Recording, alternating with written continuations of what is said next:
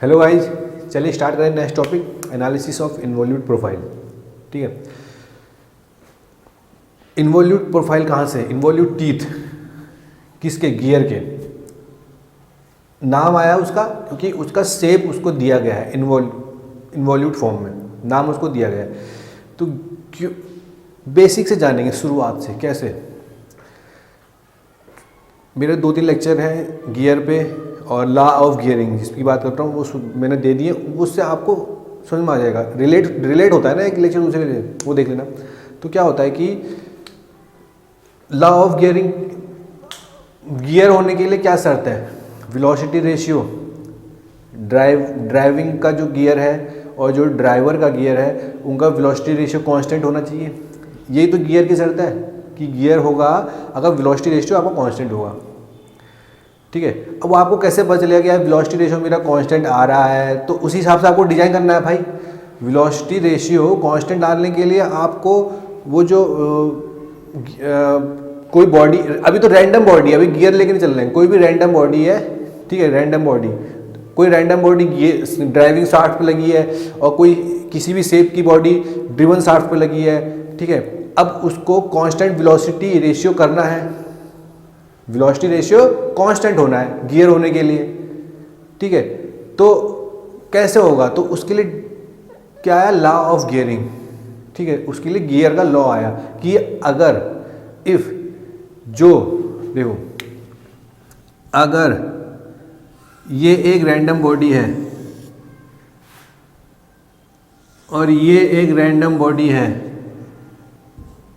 ठीक है, ये रोटेट कर रही है ओमेगा 1 से, ये रोटेट कर रही है ओमेगा 2 से। मैंने लॉ ऑफ गियरिंग इससे पहले वाले लेक्चर में बता दिया कि रैंडम बॉडी है। अब इसको क्या करना है? लॉ ऑफ गियरिंग, क्या इसको गियर होना है। अब गियर भाई, तो गियर वैसे भी तो हो सकता है क्योंकि गियर में क्या होता है कि वेलोसिटी रेशियो कांस्टेंट होता है, एग्जैक्ट मोशन ट्रांसमिट होता है, समझ लो। फिक्स क्या कहते हैं, जो हमारा स्लिप होता है वो स्लिप नहीं होता, बहुत कम होता है, इफिशिएंसी बहुत अच्छी होती है, तभी हम गियर चाहते हैं। और हाई वेलोसिटी पे पावर ट्रांसमिट कर सकता है बिना अपनी इफिशिएंसी लूज करे, तभी हम, ये गियर की मान्यता है, मतलब गियर को ये होना है। तो अब वेलोसिटी रेशियो कांस्टेंट होना चाहिए गियर के लिए, तो यहाँ से हमारा आया लॉ ऑफ, तो वेलोसिटी रेशियो कांस्टेंट होने के लिए इन दो omega 1 divide by omega 2 constant होना, ओमेगा 1 और ओमेगा 2 का रेशियो कांस्टेंट फॉर गियर। तो वो कैसे होगा? तो लॉ ऑफ गियरिंग क्या कहता है? अगर दो बॉडी है, ठीक है, इनका जो लाइन ऑफ एक्शन है, लाइन ऑफ एक्शन मतलब eight the point of contact, point of contact, line of action, along line of action along the common normal. तो जो ये पॉइंट ऑफ कांटेक्ट है और इन दोनों का कॉमन नॉर्मल, कॉमन नॉर्मल मतलब इसका, इस वाली बॉडी का नॉर्मल इस पॉइंट पे और इस वाली बॉडी का, तो ये कॉमन नॉर्मल ये हो गया। ठीक है, तो ये जो हो गया लाइन ऑफ एक्शन हो गया हमारा, मतलब कि जब ये बॉडी रोटेट कर रही है तो इसी लाइन ऑफ एक्शन के अलाउंग फोर्स लग रहा है, ये कॉमन नॉर्मल है, इसके लिए भी इसके लिए भी, दोनों का इसी डायरेक्शन में लग रहा है। तो लॉ ऑफ गियरिंग क्या कहता है कि if the line of action should always pass through a point, line of action, line of action मतलब common normal at the point of contact, should always हमेशा पास करना चाहिए, pass through a fixed point on the line joins the centre of the body. दो body के centre को join करने के बाद, और जो ये कॉमन नॉर्मल है और यहाँ पे जो इंटरसेक्ट कर रहा है, ये है पॉइंट, फिक्स्ड पॉइंट, इसको ये हमेशा, ये जो पॉइंट ऑफ कांटेक्ट है, इस पॉइंट को हमेशा इस पॉइंट से होते ही गुजरना चाहिए कि पॉइंट ऑफ कांटेक्ट की कॉमन नॉर्मल, कॉमन नॉर्मल मतलब this common normal always pass through a point which is fixed point, और इसको हम कहते हैं pitch point. Always pass through this point. तो हमारा जो कांस्टेंट वेलोसिटी रेशियो है, velocity ratio constant omega 1 Y divided by omega 2 equals to constant, ये फॉलो होगा, ये फॉलो होगा। अब जब ये फॉलो होगा तो गियर का जो गियर की कंडीशन है वो फॉलो होगी, मतलब कि ये गियर की तरह बिहेव करेगा, मतलब कि एग्जैक्ट जो पावर है वो ट्रांसमिट करेगा, कोई स्लिप नहीं होगा, ठीक है। तो गियर होने के लिए ये लॉ ऑफ गियरिंग आया। अब देखो ये जो पॉइंट यहाँ पर आया इसको हम कहते हैं ये फिक्स्ड है, ठीक है, ये चेंज नहीं है, फिक्स्ड रहेगा। तो इसको हम कहते हैं पिच पॉइंट, ठीक है। और इस पिच पॉइंट को ये सेंटर मान के, इस पिच पॉइंट का ये सेंटर मान के हम एक सर्किल ड्रॉ करेंगे, ठीक है। अगर हम एक सर्किल ड्रॉ करें, अगर हम एक सर्किल ड्रॉ करें, ये सेंटर हो गया इसका, ये सर्किल है, ये रेडियस, और ऐसे ही इसको ड्रॉ करके एक सर्किल ड्रॉ करें, ठीक है, ये सेंटर हो गया, ये रेडियस। तो जो ये सर्किल हमने ड्रॉ करा है और जो ये सर्किल ड्रॉ करा है इसको हम कहते हैं पिच सर्किल, ठीक है, इसको क्या कहते हैं, पिच सर्किल। और इस पॉइंट को क्या कहते हैं, पिच पॉइंट, ठीक है। और जो ये रेडियस है, पिच सर्किल रेडियस, तो पिच सर्किल डायामीटर। तो हमेशा जो आपको गियर कहेंगे ना कि गियर को आप कैसे, मतलब आप कहीं बाजार में जाके इतने डायामीटर का गियर चाहिए, इतने डायामीटर का गियर चाहिए, मतलब कि वो बताता है पिच सर्किल डायामीटर, इतने पिच सर्किल डायामीटर का गियर। पिच सर्किल डायामीटर से उसका साइज डिफाइन होता है गियर का। किससे डिफाइन होता है, पिच सर्किल डायमीटर से गियर का साइज डिफाइंड होता है। बात समझ में आई। तो ये हो गया पिच पॉइंट, और इस पिच पॉइंट से इस पिच पॉइंट से हमेशा common normal at the point of contact pass होना है, समझ गए। तो हम इसी तरीके से डिजाइन करेंगे कि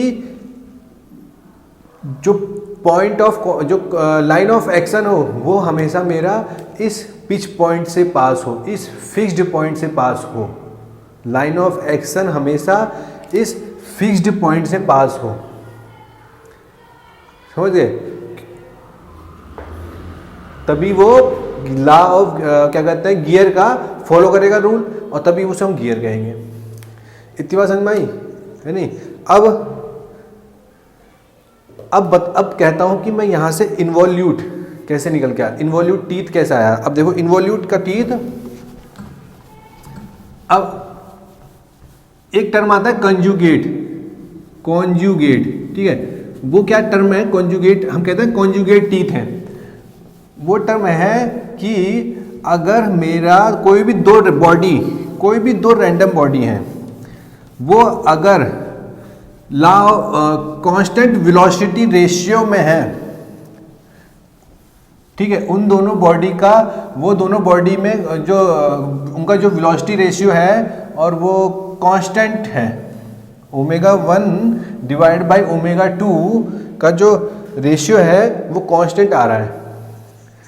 तो कांस्टेंट आ रहा है तो वो जो टीथ हो गए उनको हम कहते हैं कॉन्जुगेट। वो जो बॉडी है वो कहेंगे कॉन्जुगेट है, ये समझ गए।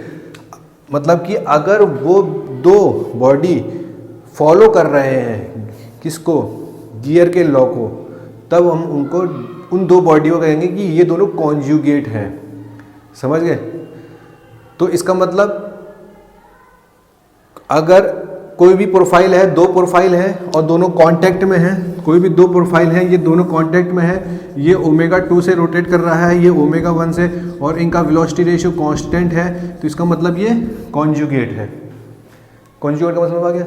तो अब इन्वॉल्यूट का कहाँ से आया, तो क्या हुआ, अब भाई आपको क्या करना पड़ेगा, जब भी तो शुरू में लोगों ने क्या करा भाई, किए एक तो हम कैसे बनाएंगे, एक हमने ले लिया कोई बॉडी, अब हम उसको हर,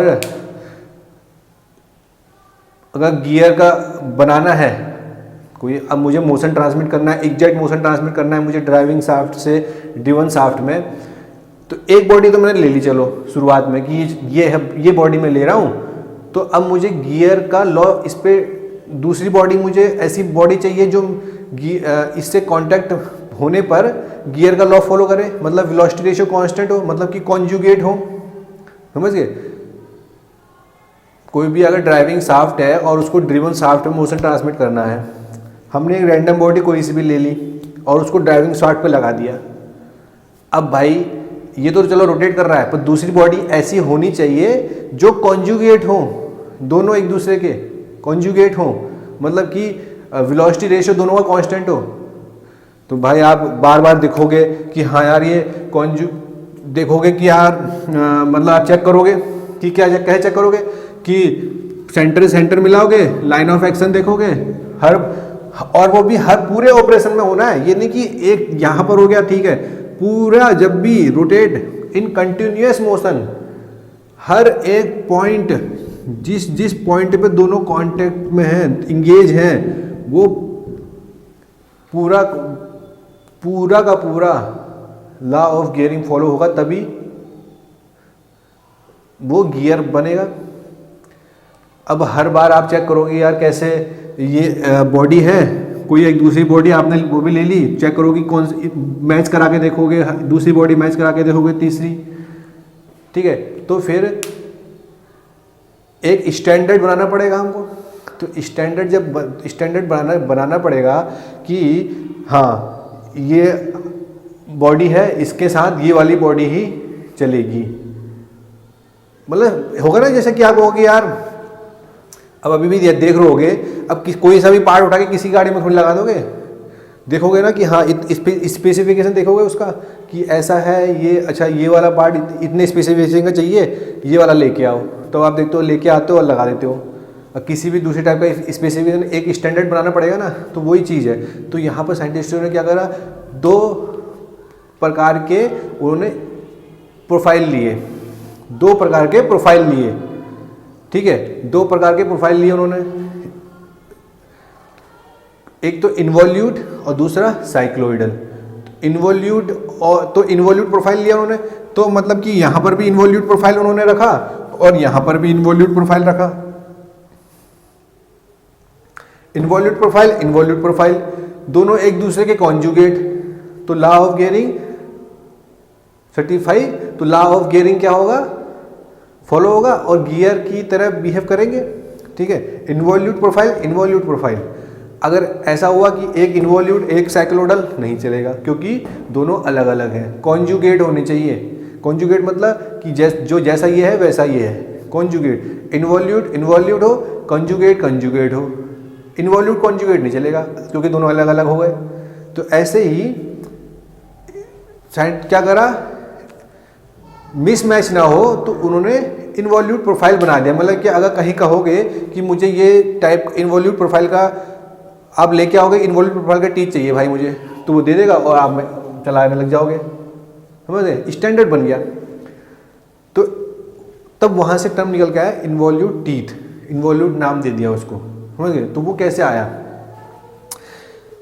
तो भाई वो बनाने के लिए, इन्वॉल्यूट टीथ बनाने के लिए भी तो कोई कॉन्सेप्ट लगाया होगा, तो उसकी क्या डिफिनेशन है, उसमें ये कहा गया है कि इन्वॉल्यूट प्रोफाइल कैसे बनता है।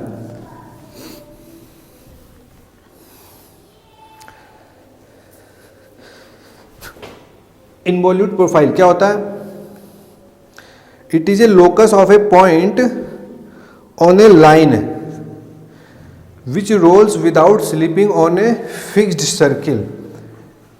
It is a involute profile एक कॉन्सेप्ट है, मतलब कि उन्होंने बता दिया कि ऐसे ही ड्रॉ करना है इन्वॉल्यूट प्रोफाइल, तभी तो पता चलेगा भाई तेरा बनाया हुआ इन्वॉल्यूट प्रोफाइल जैसा मेरा है वैसा इन्वॉल्यूट प्रोफाइल तेरा है। मतलब एक थोड़ी लिख दिया उन्होंने कि इन्वॉल्यूट प्रोफाइल ऐसे बनाना है, कैसे बनाना है कि it is a locus of a point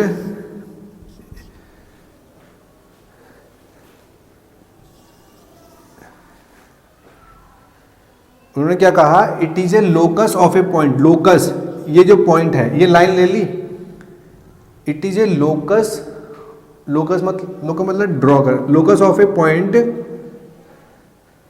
on a line which rolls without slipping, मतलब कि ये जो लाइन है ये रोल कर रही है और विदाउट स्लीपिंग रोल कर रही है।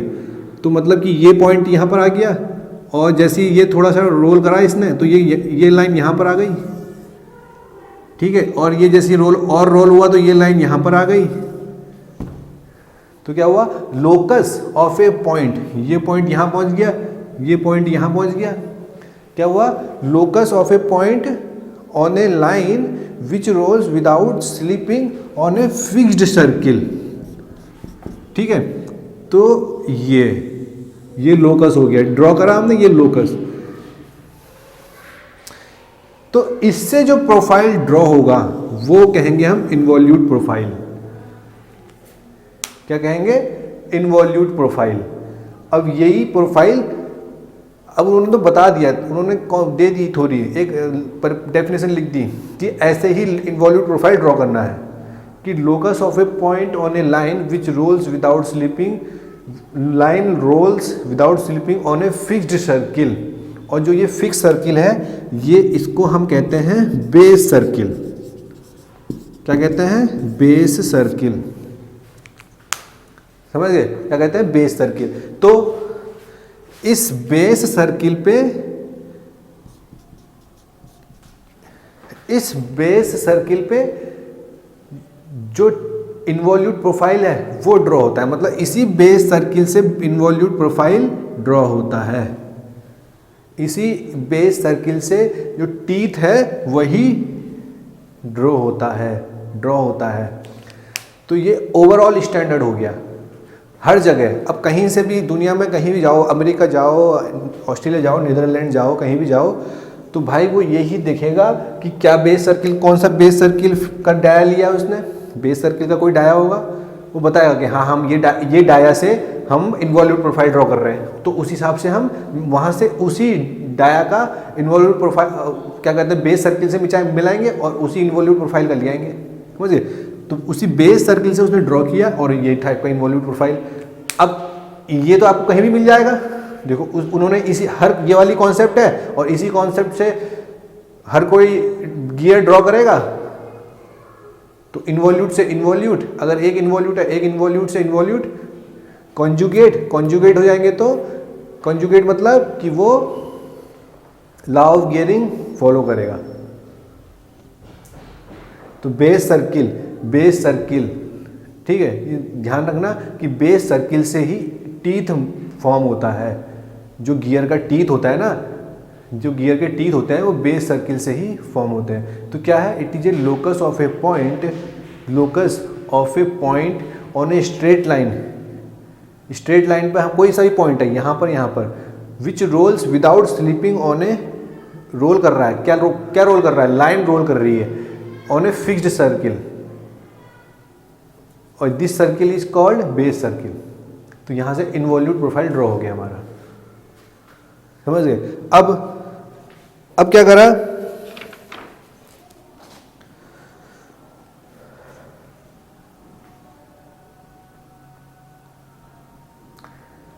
ठीक है, तो बेस सर्किल से हमने इन्वॉल्यूट प्रोफाइल ड्रॉ कर लिया। अब भाई अब अगला देखते हैं कि चलो बेस सर्किल से इन्वॉल्यूट प्रोफाइल तो ड्रॉ हो गया। अब जब ड्रॉ हो गया तो यार इसमें कुछ, इससे कुछ वो निकल के आएंगे कॉन्सेप्ट कि बेस सर्किल से ड्रॉ करने पर, क्योंकि आपको पूरा वो देखना है ना गियर का, कि बेस सर्किल से चलो हमने ड्रॉ तो कर लिया। अब देखो ये मेरा बेस सर्किल है, ये क्या है, मेरा बेस सर्किल, ठीक है।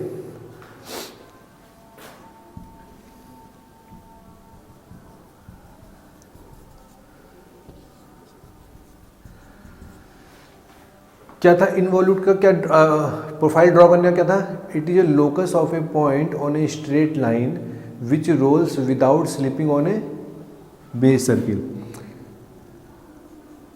ये लाइन है, ये मैंने लाइन ले ली, ये मेरी लाइन है भाई, लाइन है। उसने कहा कि it is a locus of a point on a straight line, ये मेरा लोकस हो गया on a straight line which roles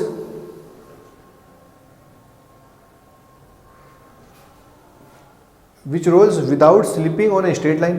अब ये देखो लाइन है,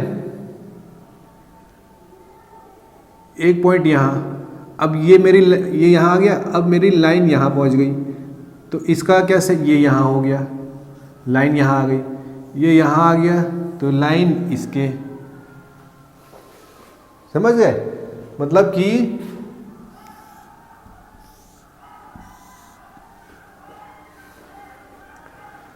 और ये यहाँ पर, यहाँ से स्टार्ट हुआ,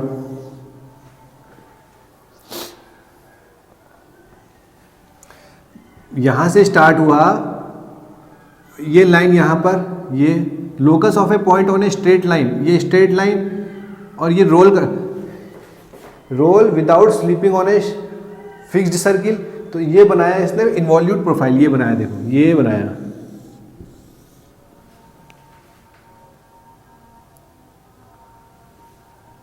समझ गए? तो इसमें क्या आया कॉन्सेप्ट, दिख रहा है कि जब ये रोल कर रहा है ना, रोल, तो ये इस सर्किल के टेंजेंट है,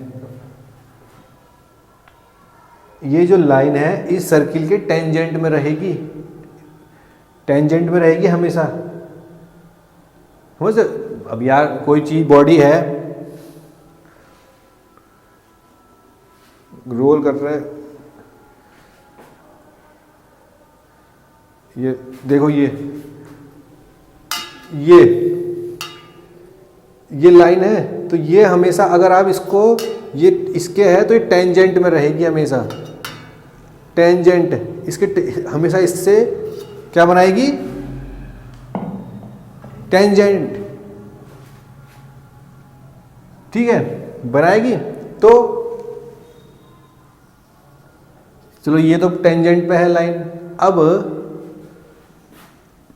ये क्या बना रहा है, एक सर्किल बना रहा है, सर्किल बना रहा है,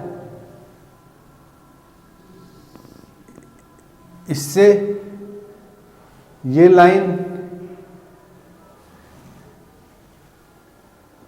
क्या होता है कि अगर कोई भी पॉइंट है, अगर और वो यहां पर कोई बॉडी है,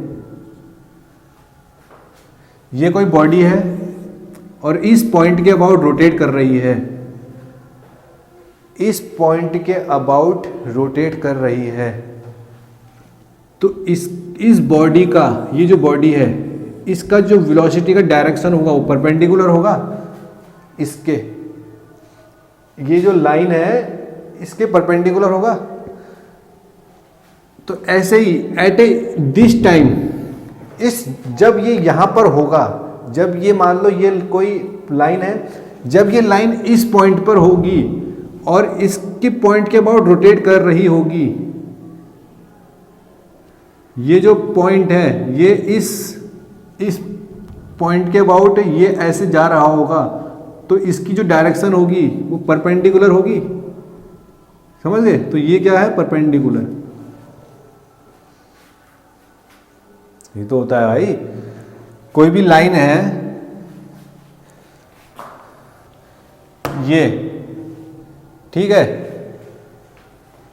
ये अगर ऐसे रोटेट कर रहा है, ये अगर ऐसे रोटेट कर रहा है, ठीक है, ठीक है, इस पॉइंट के अबाउट ये रोटेट कर रहा है, तो जैसे एट ए दिस टाइम, किसी इंस्टेंट पर, तो जो ये मार्कर का टिप पॉइंट है, इस इंस्टेंट पर इसकी जो वेलोसिटी की डायरेक्शन होगी वो इसके परपेंडिकुलर होगी, इस मार्कर के, समझ गए? ऐसे ही यहाँ पर, तो इस पॉइंट के अबाउट परपेंडिकुलर होगी, तो ये क्या है, परपेंडिकुलर। तो इसका मतलब यहाँ से क्या निकल के आया,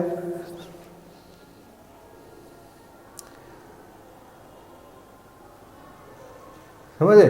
तो ये क्या है, इसका मतलब कि ये एक सर्किल का पाथ ड्रॉ हो रहा है यहाँ पर। सर्किल का पाथ ऐसी तो होता है, सर्किल में क्या होता है, यही तो होता है, सर्किल का पाथ ही तो है ये, है नहीं। ईस्ट पॉइंट पे परपेंडिकुलर, यहाँ पर इसके परपेंडिकुलर, ये डायरेक्शन इसका परपेंडिकुलर, ऐसे ये डायरेक्शन इसका परपेंडिकुलर, इसके ये डायरेक्शन इसका परपेंडिकुलर, सर्किल पाथ में तो ऐसे होता है। तो यहां से क्या निकल के आया कि normal drawn at any point on involute curve, कि अगर मैं, ये इन्वॉल्यूट कर्व है, ये क्या है, इन्वॉल्यूट कर्व, तो इस इन्वॉल्यूट कर्व पे मैं नॉर्मल ड्रॉ करूं, एक नॉर्मल ड्रॉ करूं इस इन्वॉल्यूट कर्व पे, तो वो हमेशा क्या होगा,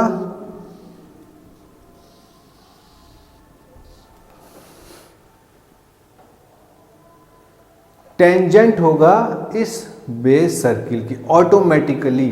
वो आपको यहाँ पर दिखाई दे रहा है जो मैंने इससे पहले समझाया था। मतलब कि कोई भी अगर बेस सर्किल है और उस इन्वॉल्यूट प्रोफाइल का उस पर टीथ बना हुआ है, और इस इन्वॉल्यूट प्रोफाइल पे मैं अगर नॉर्मल ड्रॉ करता हूँ तो वो ऑटोमेटिकली टेंजेंट हो जाएगा किसके, बेस सर्किल के,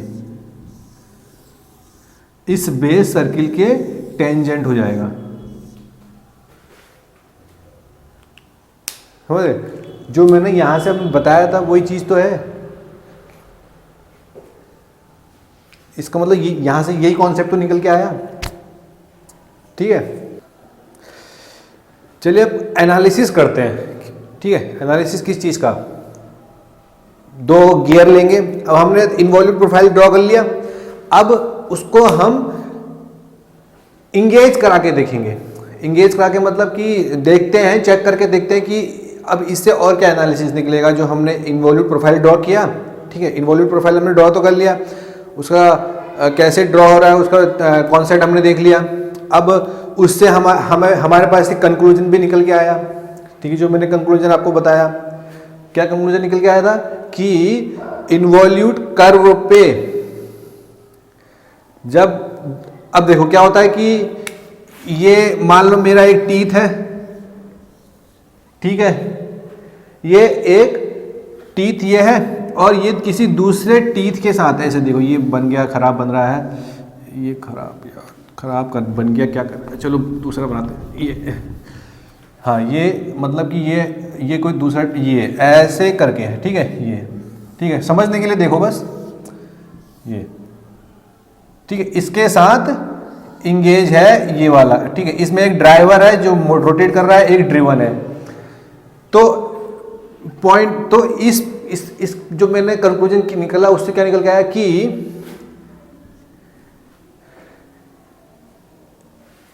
क्या था कि अगर आप इन्वॉल्यूट टीथ पे उसकी प्रोफाइल पे कहीं पर भी नॉर्मल ड्रॉ करोगे, मतलब क्या था कि अगर आप, ये इन्वॉल्यूट प्रोफाइल है, इस पे आप कहीं भी नॉर्मल ड्रॉ करोगे इस प्रोफाइल के, तो वो क्या होगा, वो जो बेस सर्किल है उसके टेंजेंट में होगा। ठीक है, टेंजेंट से होके गुजरेगा, उसके बेस सर्किल के टेंजेंट होगा वो। समझ गए, ये कंक्लूजन निकल गया है। अब इसी कंक्लूजन से हम दो क्या बनाते हैं,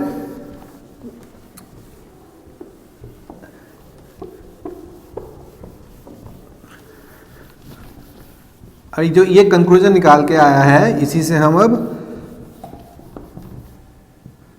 एक्सपेरिमेंट करेंगे। क्या देखो,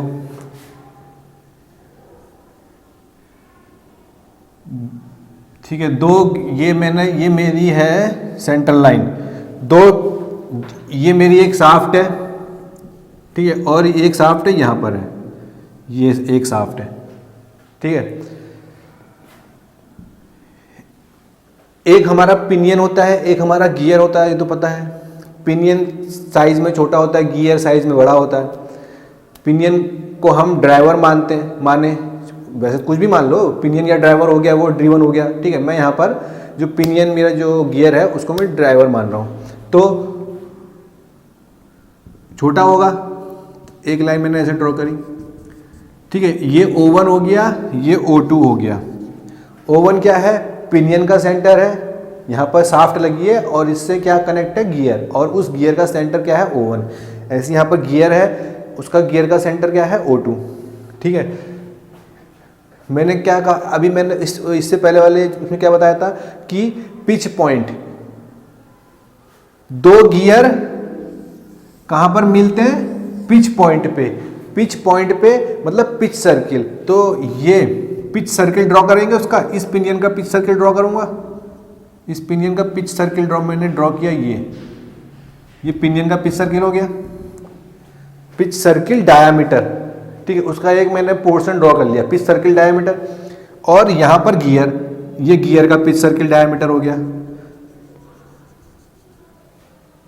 क्या बताया था कि जो दो टीथ हैं, क्या था, गियर का कॉन्सेप्ट क्या है, मैं यहां पर मैंने अब गियर माना है इसको, गियर मैंने कह दिया कि ये गियर है, तो गियर का कॉन्सेप्ट क्या है कि गियर का कॉन्सेप्ट क्या है, दो सेंटरों को मिलाने वाली जो लाइन है, किसके दो सेंटर, गियर के, O1 और O2 को मिलाने वाली लाइन, उस लाइन में क्या आएगा, पिच पॉइंट था, पिच पॉइंट, तो उसका जो लाइन ऑफ एक्शन है, ठीक है, लाइन ऑफ एक्शन हमेशा उस पिच पॉइंट से, उस फिक्स्ड पॉइंट से पास करेगा, उस फिक्स्ड पॉइंट से पास करेगा।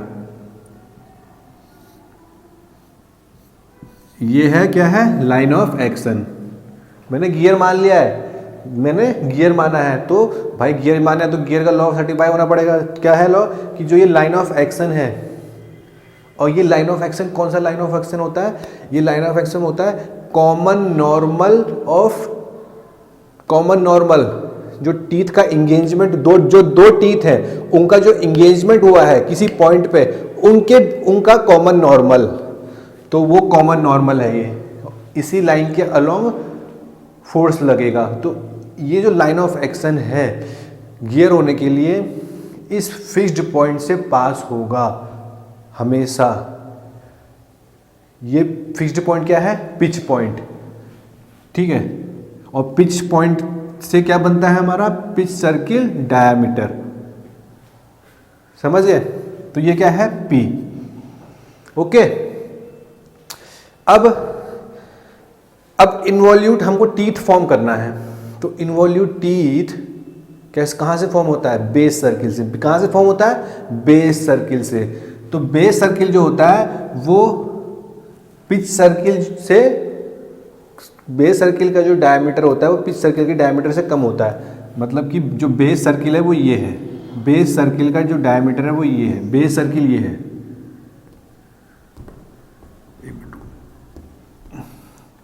बेस सर्किल जो है वो ये है, ठीक है। और ऐसे ही इसका बेस सर्किल ये है।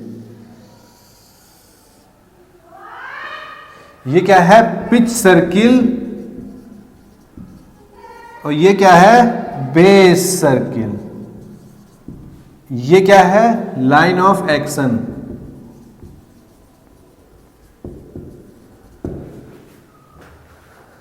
समझ गए, लाइन ऑफ एक्शन। अब मैंने क्या कहा था कि जो दो टीथ हैं उनका जो इंगेज, जब उनमें जो कॉमन नॉर्मल है वो क्या है, नॉर्मल, नॉर्मल है। मतलब कि टीथ पे हमने नॉर्मल ड्रॉ करा है, तो वो दोनों टीथ के नॉर्मल है। ड्राइवर वाले टीथ के भी नॉर्मल कौन सी लाइन जा रही है, वो जा रही है लाइन ऑफ एक्शन वाली। और जो ड्रिवन गियर है उस पर भी कौन सी लाइन फॉलो कर रही है, कॉमन नॉर्मल, वो कौन सी, वो भी लाइन ऑफ एक्शन है। मतलब कि जो लाइन ऑफ एक्शन वाली जो लाइन है हमारी वो नॉर्मल है दोनों टीथ के, है नहीं। तो अभी हमें point of contact of two teeth, तो वहां से उसका जो कॉमन नॉर्मल, तो मतलब कि गियर पे भी जो कॉमन नॉर्मल है वो लाइन ऑफ एक्शन है, पिनियन पे भी जो कॉमन नॉर्मल है वो लाइन ऑफ एक्शन है। मतलब कि जो ये वाली जो लाइन है लाइन ऑफ एक्शन वाली, ये नॉर्मल है दोनों टीथों के, नॉर्मल है पिनियन के भी गियर के भी। और आपको पता है कि कंक्लूजन क्या निकला था कि अगर हम इन्वॉल्यूट टीथ पर कॉमन नॉर्मल ड्रॉ करते हैं, इन्वॉल्यूट टीथ पर नॉर्मल ड्रॉ करते हैं, इन्वॉल्यूट टीथ पे नॉर्मल ड्रॉ करते हैं, तो वो कहाँ से पास होती है? वो ऑटोमेटिकली टेंजेंट होती है किसके? बेस सर्किल के। ऑटोमेटिकली टेंजेंट होती है बेस सर्किल के। भाई देखो मैंने ये बेस सर्किल है, इसके टेंजेंट है लाइन ऑफ एक्शन। ये बेस सर्किल है पिनियन का, ये इसके टेंजेंट है।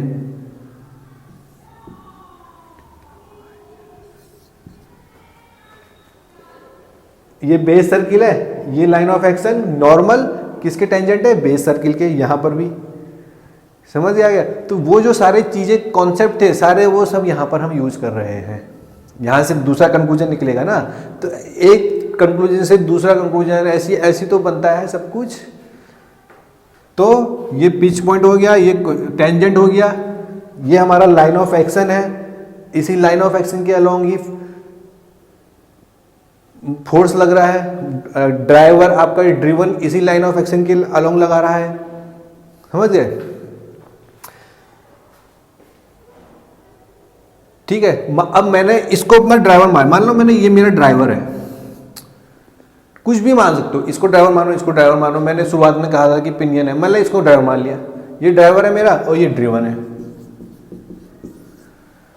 ठीक है, लग रहा है? ओके। अब यहां से क्या कंक्लूजन निकल के आया? अब मैं क्या करूं?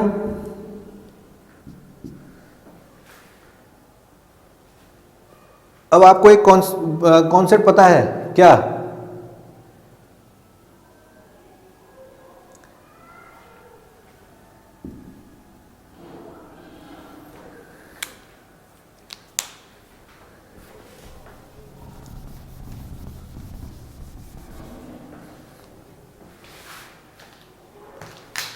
ये देखना, ठीक है। यहां पर मैं,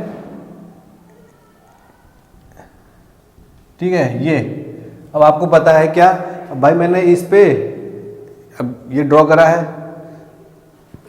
ये ठीक है, और यहां पर भी,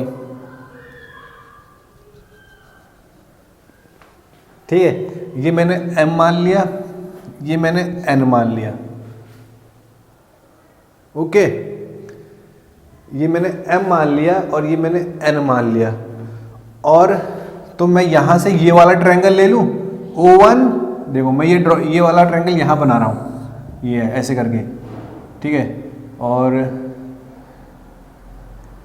ये, ठीक है, ये और ये, ठीक है। ये O1 है, ये M है, ये P है, ठीक है। O1 M P ये वाला, और ये O2 है, ये O2 है, ये N है। O2 N P O1 M P, ये लॉ ऑफ गियरिंग में निकल के आया था ना।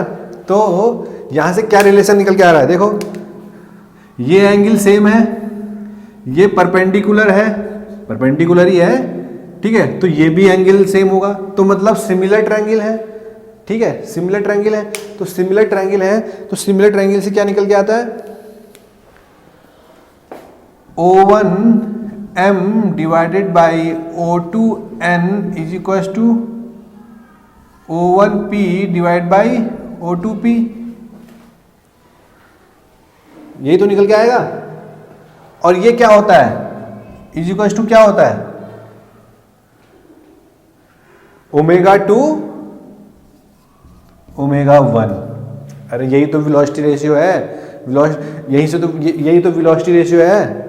ये तो वेलोसिटी रेशियो बताता है हमको, ये तो लॉ ऑफ गियरिंग है। वेलोसिटी रेशियो, ये कांस्टेंट है वेलोसिटी रेशियो, ये कांस्टेंट हो गया। यही तो ये निकल के आया। तो यहां से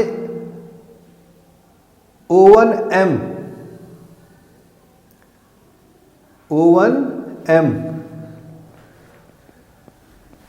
ये वाला एंगल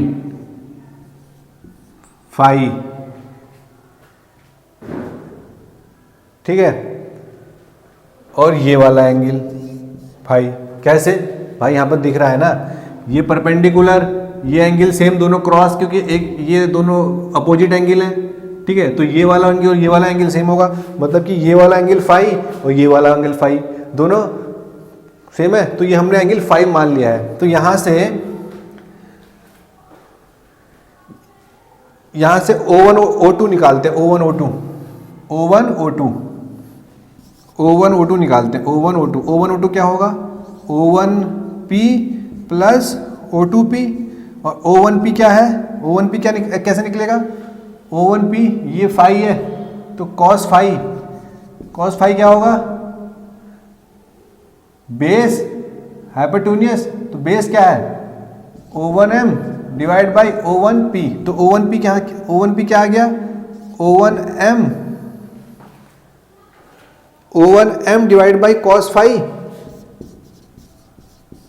और ऐसे ही cos फाई यहां से निकालेंगे, यहां से क्या आएगा, ये रहा फाई, ये क्या आएगा, base O2N divide by O2P, तो O2P क्या आएगा, plus O2N divide by cos phi, तो क्या आया ये O1M plus O2N divided by cos phi, क्या आया O1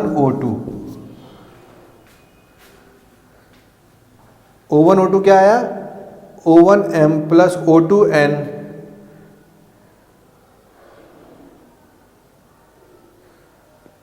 O1M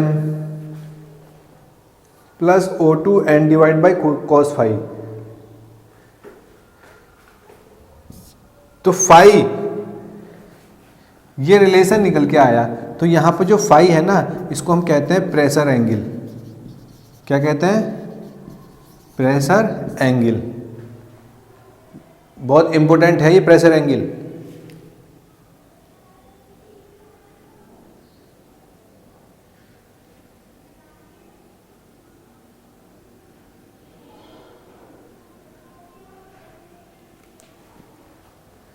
प्रेशर एंगल या angle of obliquity, angle of obliquity भी कहते हैं।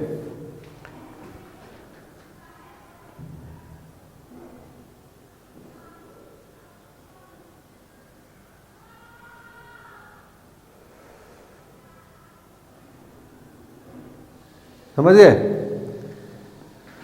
तो ये कांस्टेंट रहेगा, क्यों कांस्टेंट रहेगा, क्यों रहेगा, देखो O1 O2 सेंटर, ठीक है, O1M O2N cos फाई, ठीक है। अब ये आगे यूज होगा, आगे मैं बताऊंगा कैसे इसका यूज करेंगे, मतलब कि एक दूसरा कॉन्सेप्ट आएगा, उसमें मैं बताऊंगा कि ये फाई को मैंने ये जो निकाला है क्यों निकाला है, ठीक है। तो यहां पर अब आपको पता है ये लाइन ऑफ एक्शन है, टूथ क्या करेगा, जो टूथ हमारा फॉर्म हुआ है वो इसी लाइन ऑफ एक्शन के अलोंग फोर्स लगेगा, मतलब कि जो इसी लाइन ऑफ एक्शन के अलोंग तो फोर्स लगेगा। जब दो टूथ इंगेज होंगे, एक जो ड्राइवर का टूथ है वो ड्रिवन टूथ पे इसी लाइन के अलोंग फोर्स लगाएगा, ठीक है। पर हमारा जो फोर्स टॉर्क ट्रांसमिट करेगा, वो कौन सा फोर्स होगा, वो ये वाला टेंजेंशियल फोर्स। भाई टॉर्क यही तो ट्रांसमिट करेगा। अब ये क्योंकि इस फोर्स के दो कंपोनेंट होंगे, ठीक है, इस फोर्स के दो कंपोनेंट होंगे, एक फोर्स Ft जो टेंजेंशियल होगा, ये टॉर्क ट्रांसमिट करेगा, मतलब कि यही फोर्स पावर ट्रांसमिट करेगा ड्रिवन शाफ्ट को, ठीक है। और एक फोर्स होगा जो ये इस डायरेक्शन में होगा, नॉर्मल डायरेक्शन में। तो ये फोर्स किसके अलोंग लगेगा, शाफ्ट पे लगेगा, मतलब बियरिंग पे लगेगा, क्योंकि यहाँ पर शाफ्ट है तो शाफ्ट के रेडियल डायरेक्शन में लगेगा, मतलब कि ये रेडियल फोर्स है, ठीक है। तो ये कहाँ लगेगा, बियरिंग में, ठीक है, बियरिंग में, रेडियल डायरेक्शन में। तो हमारा जो मेन फोर्स है वो ये वाला फोर्स Ft। तो ये Ft कैसे निकल के आएगा, Ft क्या होगा, Ft होगा F cos phi, F cos phi. मैंने कहा ना फाई प्रेशर एंगल ये यूज होगा। अब ये फाई एफ टी, ठीक है, तो ये यहां पर कैसा आया, ये एंगल फाई कैसे आया, ये फाई, ये 90, तो ये कितना 90 माइनस फाई, तो ये 90 माइनस फाई, और ये तो परपेंडिकुलर है तो ये 90, समझ गए,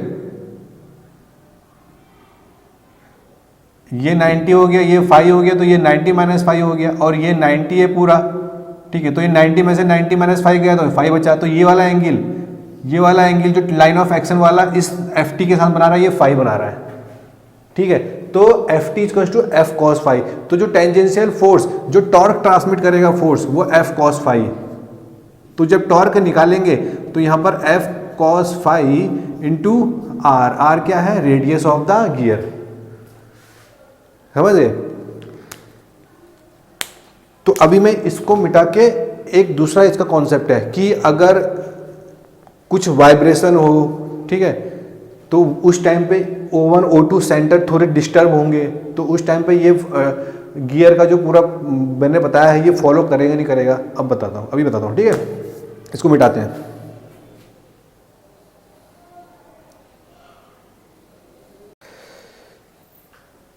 चलिए अगला बताता हूँ। अभी आपने ये देख लिया, ठीक है, इसमें हमने एनालिसिस करा इनवॉल्यूट प्रोफाइल का, जिसमें एक रिलेशन निकल के आया था कि ω1 डिवाइड बाई ω2 O1m कुछ करके रिलेशन था ना। तो वो क्या बताता है, वो आपको पता है क्या बताता है, velocity ratio constant, velocity ratio constant बताता है, नहीं था बताता।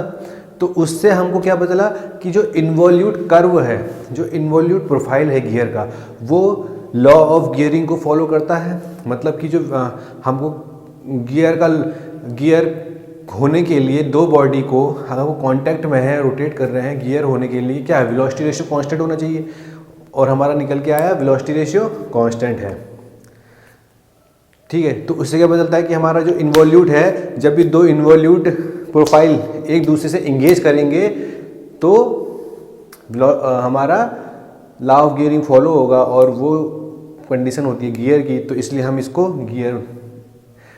इसलिए हम इन्वॉल्यूट कर्व को गियर में ले सकते हैं, ठीक है। अब क्या होता है कि कभी कभी रियल ऑपरेशन में, अब भाई यहाँ पर तो हमने थ्योरी की बात करी, यहाँ पर वो जो होता है हम बता देते हैं, पर एप्लीकेशन पे जब वो ऑपरेशन पे फील्ड पे जाएगा, जहाँ उसको यूज होना है, वहाँ ऐसा होगा। जो सेंटर डिस्टेंस है बना के देखते हैं, जो हमने ये, ठीक है, ये O1 था, ये ऐसे, ये O2 था, ठीक है, क्लॉकवाइज एंटी क्लॉकवाइज, ठीक है, ये लाइन है, ये पिच, ठीक है, ये पिच पॉइंट है, ये पिच पॉइंट है जहाँ से हमारा लाइन ऑफ एक्शन गुजरता है, ठीक है। और इस लाइन ऑफ एक्शन के टेंजेंट में क्या आएगा, बेस सर्किल, सबको पता है, ठीक है, बेस सर्किल। और इस बेस सर्किल के ये परपेंडिकुलर हमने ड्रॉ किया, ठीक है, ये परपेंडिकुलर, ये एंगल था क्या, फाई, ठीक है। पहले वाला रिवीज करा रहा हूँ, ये O2m मान लो, ये n, ये इसे n मान लो, ठीक है, ये चीज़ थी, ये एंगल हमारा फाई था, ये लाइन ऑफ एक्शन है हमारी, इसी लाइन ऑफ एक्शन कहाँ से आया, लाइन ऑफ एक्शन क्या है, common normal at the point of contact of both gear, जो, ठीक है, वही लाइन ऑफ एक्शन है। तो इसमें हमारा क्या था कि ω1 डिवाइड बाई ω2, मैं इसके अनुसार लिख रहा हूँ, ठीक है।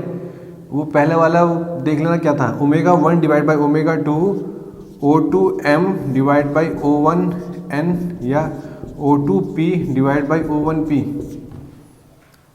ठीक है, यही है।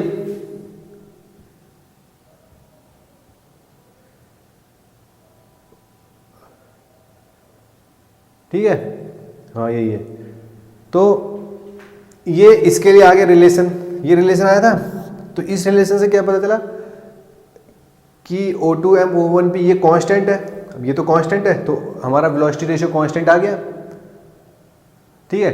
तो वेलोसिटी रेशियो कांस्टेंट है मतलब कि इन्वॉल्यूट कर्व हमारा फॉलो कर रहा है किसको, लॉ ऑफ गियरिंग, ठीक है। लॉ ऑफ गियरिंग तो हमने तो इन्वॉल्यूट कर्व का प्रोफाइल बनाया ना, तो वो इसमें लगाया कि फॉलो कर रहा है नहीं कर रहा, तो भाई फॉलो कर रहा है। लॉ ऑफ गियरिंग हमने ऐसे तो निकाला था, जो मैंने नियम इससे पहले पढ़ाया था वैसे तो आया था, तो वेलोसिटी रेशियो कांस्टेंट आ गया, तो लॉ ऑफ गियरिंग तो मतलब गियर है ये, इन्वॉल्यूट कर्व जो है वो हमारा गियर है। अब क्या होता है कि रियल ऑपरेशन में, भाई यहाँ पर तो थ्योरी है, रियल ऑपरेशन में कि ये जो लाइन ऑफ एक्शन है इसके दो कंपोनेंट, एक ये टेंजेंशियल कंपोनेंट जो टॉर्क देता है, जिससे ये जो ड्राइविंग शाफ्ट है ये टॉर्क जनरेट करेगा और किसको ट्रांसफर करेगा, ड्रिवन शाफ्ट को। और ड्रिवन शाफ्ट में क्या लगा हुआ है, गियर लगा हुआ है, उसको ट्रांसफर करा। और जो दूसरा कंपोनेंट है वो इसके नॉर्मल में जो शाफ्ट को रेडियल लोड जो लगेगा, ठीक है, तो वो क्या होगा, जो शाफ्ट है हमारी इनके ऊपर लगेगा, तो उससे क्या होगा, आपको वाइब्रेशन होगा, दुनिया भर की चीज़ें हो जाती हैं, समझ रहे हो, फिक्स। तो उसकी वजह से हमारा जो सेंटर डिस्टेंस है वो चेंज हो जाएगा। पहले अब इस टाइम पर O1 O2 है तो थोड़ा इंक्रीज हो जाएगा, तो इंक्रीज हो जाएगा तो भाई ये वाला लॉ फॉलो करेगा। अगर आपका सेंटर डिस्टेंस थोड़ा चेंज हो गया तो फॉलो करेगा। तो मैंने मान लिया कि O2 डैश हो गया, नीचे की डायरेक्शन में चेंज हो गया, O2 डैश हो गया, ठीक है। ये तो O1 है ही आपका, ठीक है, O2 डैश हो गया। अब भाई हमारा तो ये लाइन पिच पॉइंट भी चेंज हो जाएगा, पिच पॉइंट भी चेंज हो जाएगा, क्योंकि भाई ये नीचे खिसका है तो ये भी नीचे हुआ जाएगा, तो ये भी ठीक है। तो ये यहाँ पर क्या आ गया, P डैश, तो पिच पॉइंट भी चेंज होगा, ठीक है। तो ये सब चीज़ें चेंज हो जाएंगी। अब भाई ये चेंज हो गया पिच पॉइंट, तो लाइन ऑफ जो पॉइंट ऑफ कांटेक्ट है वो भी चेंज हो जाएगा, समझ गए, पॉइंट ऑफ कांटेक्ट भी चेंज हो जाएगा, क्योंकि भाई जब हमारा वो ये सेंटर डिस्टेंस चेंज हो गया तो इसका जो टीथ है वो पहले जिस पॉइंट पे कांटेक्ट हो रहा था, अब पॉइंट ऑफ कांटेक्ट भी हमारा चेंज हो गया, तो पॉइंट ऑफ कांटेक्ट भी चेंज हो गया, समझ गए, पॉइंट ऑफ कांटेक्ट भी चेंज हो गया।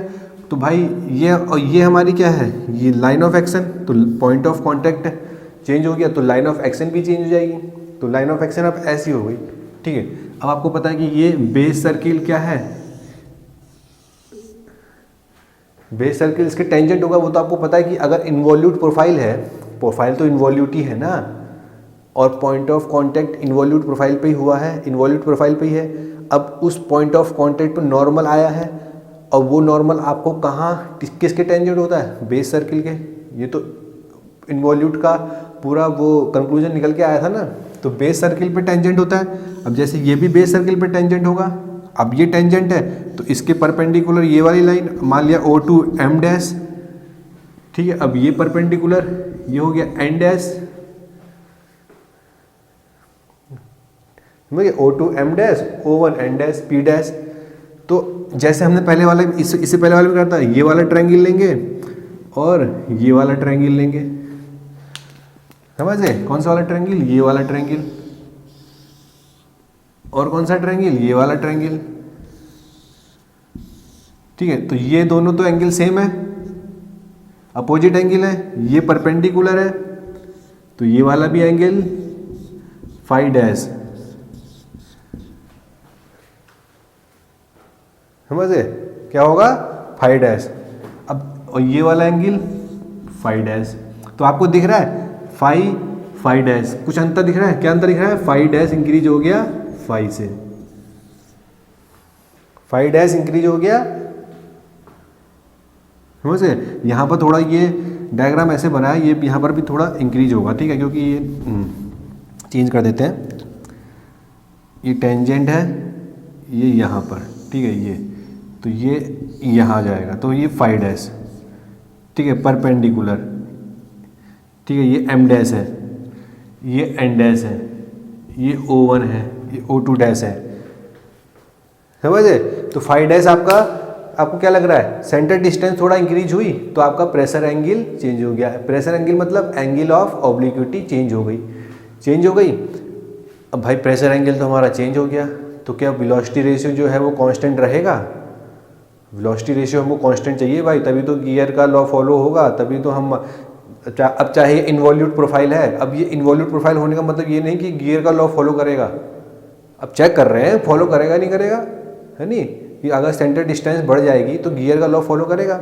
अब यहाँ पर तो कर रहा था, ठीक है, वेलोसिटी रेशियो कांस्टेंट आ गया था, अब यहाँ करेगा नहीं करेगा ये चेक करना पड़ेगा। तो भाई सेंटर डिस्टेंस इंक्रीज हो गई, तो अब क्या करें, वही वाला लगाएंगे, सिमिलर ट्रायंगल है क्योंकि सारे एंगल सेम है, ठीक है। तो इनकी जो एज है, जो भुजाएं हैं, वो भी रहेंगी। तो वो क्या होगी, O2 dash M dash divided by O1 N dash is equals to O2 dash P dash divide by O1 P dash,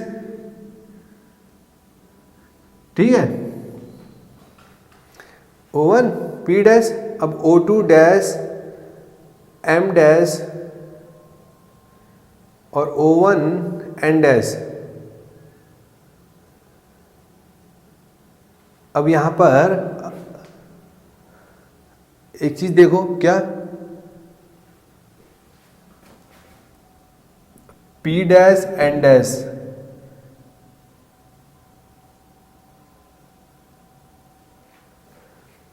O2 M O2 O1 N O2 dash P dash O1 P dash, ठीक है।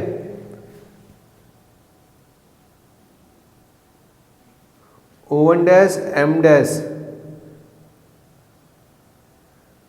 हाँ ठीक है,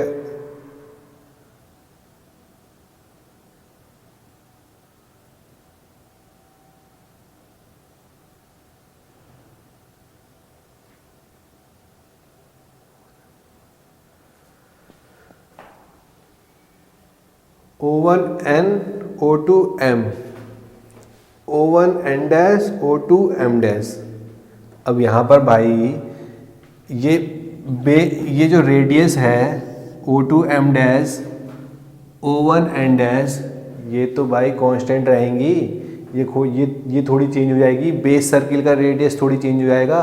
base circle क्या है, जहाँ से involute curve draw होता है, जहाँ से हमारा टीथ बनता है, जो टीथ होता है ना गियर का, वो बेस सर्किल से ड्रॉ होता है। अब वो बेस सर्किल जहाँ से टीथ बना, वो बेस सर्किल का रेडियस थोड़ी चेंज हो जाएगा, चाहे सब कुछ चेंज हो जाए, पर बेस सर्किल जहाँ से टीथ बना, ये रेडियस O1 N और O2 M थोड़ी चेंज हो जाएगा। तो O2 M जो है वो किसके इक्वल, O2 M डैश के इक्वल रहेगा, ये तो रहेगा O1 N किसके इक्वल रहेगा, O1 N डैश के, ये थोड़ी चेंज हो जाएगा। बेस सर्किल का रेडियस थोड़ी चेंज हो जाएगा जहाँ से टूथ ड्रॉ हुआ।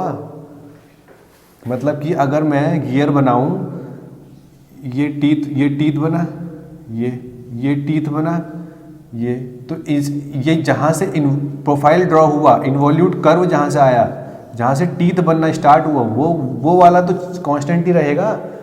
अब चाहे सेंटर का डिस्टेंस घटे बढ़े, उसके टीथ ड्रॉ होने में कोई फर्क नहीं पड़ेगा। टीथ तो बेस सर्किल से ही बनेगा, तो वो तो यहाँ भी बनेगा वहाँ भी बनेगा, तो ये तो कांस्टेंट रहेगा, ठीक है। अब जब O2 M मतलब कि ये रेडियस और ये रेडियस कांस्टेंट, ये रेडियस सेम रहेगी। अब जब ये सेम रहेगी तो O2 M तो यहाँ पर क्या लिखूँगा, O2 M और O1 N तो किसके बराबर होगा, O2 dash P dash O1 P dash, ठीक है। तो O2 M O1 N ये किसके बराबर है, ये बराबर हो जाएगा O2 P O1 P। भाई O2 M O1 N का ratio O2 P divide by O1 P और का रेशियो ω2 डिवाइड बाई ω1। तो वेलोसिटी रेशियो तो भाई यहाँ पर भी कांस्टेंट है, हाँ यहाँ पर भी वेलोसिटी रेशियो कांस्टेंट निकला। इसका मतलब सेंटर डिस्टेंस आपका इंक्रीज हो, घटे बढ़े, उस पर वेलोसिटी रेशियो कांस्टेंट रहेगा। तो इसका मतलब क्या हुआ कि जो इन्वॉल्यूट कर्व है, हमारा इन्वॉल्यूट जो प्रोफाइल है, उसका